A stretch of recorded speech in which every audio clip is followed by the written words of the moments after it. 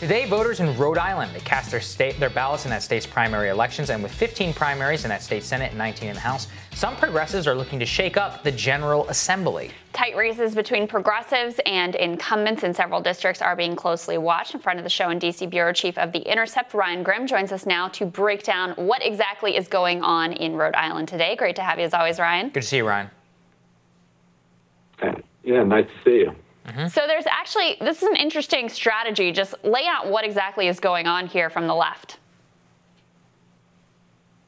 So it's region-wide. It's part of something that is called Renew New England, where kind of progressive organizers went out and recruited up to about 100 candidates to run for state Senate, state House, and city council and other local races across the region, and all of them running on effectively the same platform: a Green New Deal, single-payer health care, a job guarantee with a living wage. And they're really pushing the job guarantee and the link to climate very hard. And they're also trying to push the regional angle hard as well, saying, if one state had a job guarantee and another didn't, that could create some asymmetry that caused problems for the implementation of the program. So in Rhode Island, they've recruited about 25 candidates up and down the ballot.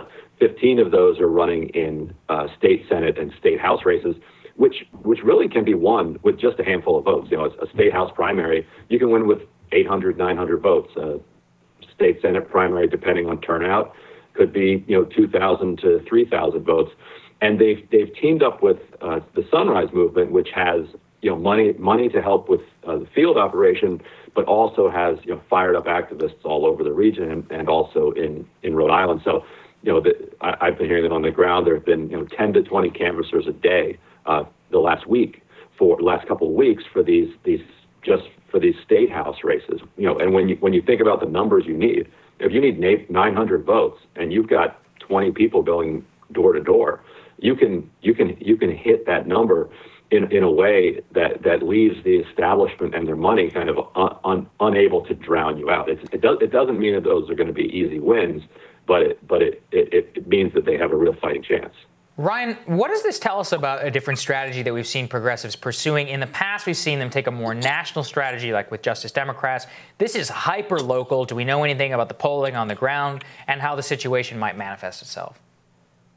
Yeah, it flows out of a failed 2018 gubernatorial bid by Matt Brown, who's kind of a veteran left-wing activist in Rhode Island. And so the left took its shot at the governor's mansion and came up short. So, stepped back and said, well, let's see what we can do at the local level, because there is this extraordinary gap between what Democratic voters think they might be getting when they send Democrats to the state House in Rhode Island and what they're actually getting. It is probably the most reactionary right-wing Democratic majority in the entire country, thoroughly and absurdly corrupt as well. And so what the kind of ground up movement is saying is that, look, if we can get out there and get 800 or 900 votes for a state House seat, get 2,000, 3,000 votes for a state Senate seat, we can throw out some of these corrupt right wing people who call themselves Democrats and actually replace them with real Democrats. In fact, actually progressive ones. So once the Sunrise Movement got involved and helped give this organization a lot of boots on the ground, it really put them within striking distance of making this something real. Yeah, I think it's a really interesting strategy. Excited to watch if they have some success tonight. Ryan, thank you so much for keeping us updated. Thanks, Ryan. Yeah. See you later.